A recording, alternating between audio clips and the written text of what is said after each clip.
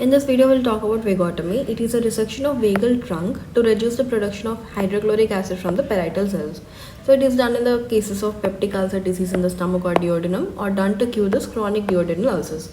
So what happens, suppose the stomach and the duodenum and this is the ulcer. Because of the constant production of this HCl which falls onto this ulcer, it won't let it heal, right? So to prevent this, we can do this vagotomy. So if this vagus supply to the stomach is cut, it won't produce any hydrochloric acid. So what are the types of vagotomy? There are three types. One is truncal, selective and the highly selective. So in the truncal vagotomy, the trunks of the both gastric nerves are resected at the lower end of esophagus. It may develop post-vagotomy complications like diarrhea.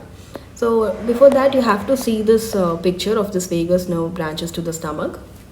So this is the main branches like posterior vagus nerve and this is the anterior vagus nerve. So what do we do in the truncus vagotomy? We cut both of these trunks at the lower end of esophagus, right? So if you see this posterior and the anterior branch, it will give rise to nerve of later jet, which will supply to the antrum and the pylorus. So what happens here, when you are cutting both the posterior and the anterior vagus nerve at this level, this nerve of later jet is also lost. So what happens when the nerve of later jet is lost? As it supplies to the pylorus functioning is impaired. So which will lead to delayed gastric emptying. So for that, you'll have to do pyloroplasty. So now coming back to our topic, which is truncal vagotomy.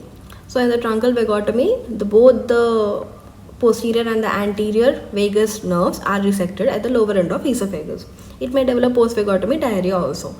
So what are the indications of truncal vagotomy? It can be done in complicated duodenal ulcers or perforating ulcers or bleeding ulcers. In all these complicated cases, you can do truncal vagotomy. Or else if the highly selective vagotomy is contraindicated also, then you go for truncal vagotomy. So now coming to the next one, which is selective vagotomy. In the selective vagotomy, we preserve some branches and we cut some branches. So what are the branches preserved here? The hepatic and the celiac branches are preserved, right? Just like the above condition, in the truncal, what are we doing? We are cutting both the posterior and the anterior nerves at this level.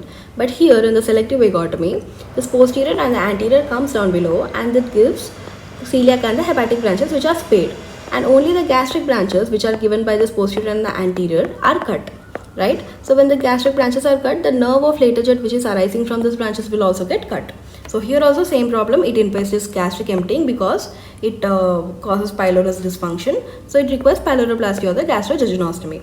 Now if you see the picture for the selective vagotomy, so here this is a posterior branch, anterior branch, it comes and gives the celiac division and the hepatic division, right? So only these two are spared, the celiac division and the hepatic division are spared. Rest all are cut. So what are the rest all? This is the gastric branches of anterior vagus nerve, gastric branches of posterior vagus nerve, both are lost, and this is a nerve of later jet, right? So it is also lost. So this is about selective vagotomy. Now if we come to the last one, which is highly selective vagotomy, this is the most preferred one. So highly selective vagotomy is highly preferred.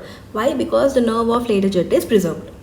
So some more information about this nerve of later jet. It originates from the anterior and the posterior vagal trunk and it supplies to the antrum or the pylorus. So antrum and the pylorus innervation is preserved. So gastric emptying is not affected. So we don't have to do any pyloroplasty or the gastrojejunostomy here, right? So what happens in the truncal and the selective vagotomy? Nerve of later jet is cut. So no supply to the antrum and the pylorus, which will lead to pylorus dysfunction and gastric stasis. Means defect in the gastric emptying. So it requires pyloroplasty.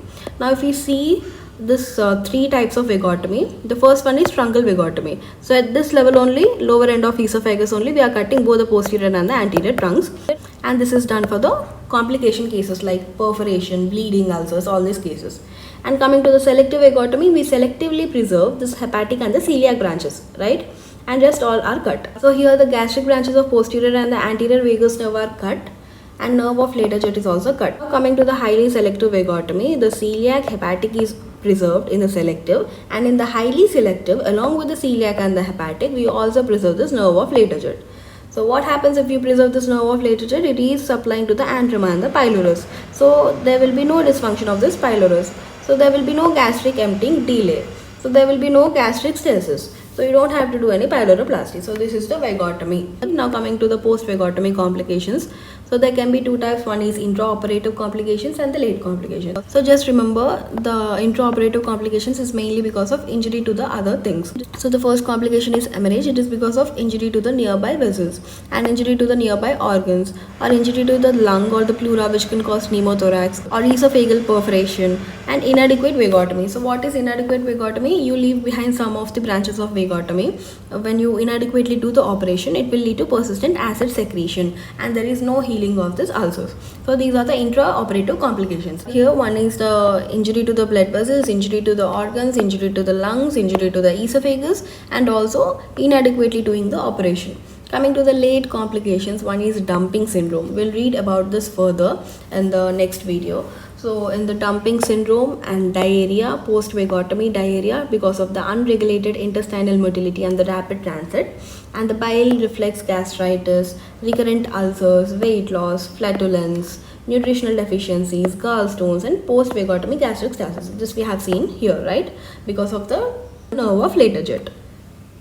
So this is about vagotomy. If you want to buy this PDF, which I've made using SRB and Marrow, which contains all the important answers for university exams, so you can text me in the Telegram. Bye.